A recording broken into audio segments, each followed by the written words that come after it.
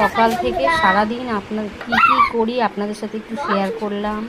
এই সকালবেলা ঘুম থেকে উঠে আমি এই জামাকাপড় ছেড়ে ফুল তুলে এসে এই আমার ঘরে দুটো বাচ্চা কাচ্চা এসেছিল, আমার ভাইয়ের মেয়েরা, ওদের সাথে একটু আড্ডা মারলাম। মেরে এই আমাদের টিফিন বানাতে বসলাম সকালবেলা। আজকে এখন বানাবো সুজির উপমা। একটু সর্ষে ফোড়ন দিলাম, কারি পাতা ফোড়ন দিয়ে পেঁয়াজ, আলু, গাজর দিয়ে একটু সুজির উপমা বানাবো। বানিয়ে নিলাম, বানিয়ে নিয়ে আমরা তিনজনে টিফিন করলাম। করে আমি চলে গেলাম, আমার কাজের কিছু জিনিসপত্র শেষ হয়ে গেছে, তো সেগুলোই এসছে আবার নতুন করে, সেগুলোকে এগুলো আমার কাজের জিনিস, গোছালাম।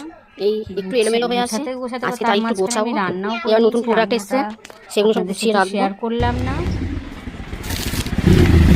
ভালো করে গুছিয়ে নিয়ে তারপরে আমি রান্না হয়ে গেছিলো এর মাঝখানে।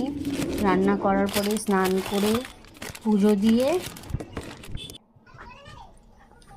আমাদের তিনজনের জন্য ভাত বেড়ে নিলাম,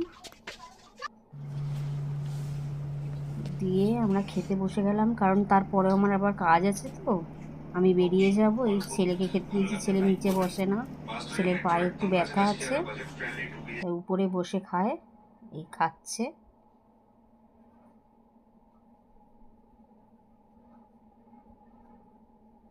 আর আমরা নিচে বসেই খাচ্ছি দুজন মিলে, আমি আর আমার হাজবেন্ড।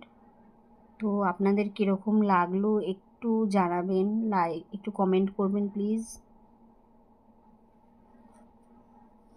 তাহলে আমি এর থেকেও বেটার কিছু করার চেষ্টা করব, আপনারা যদি জানান।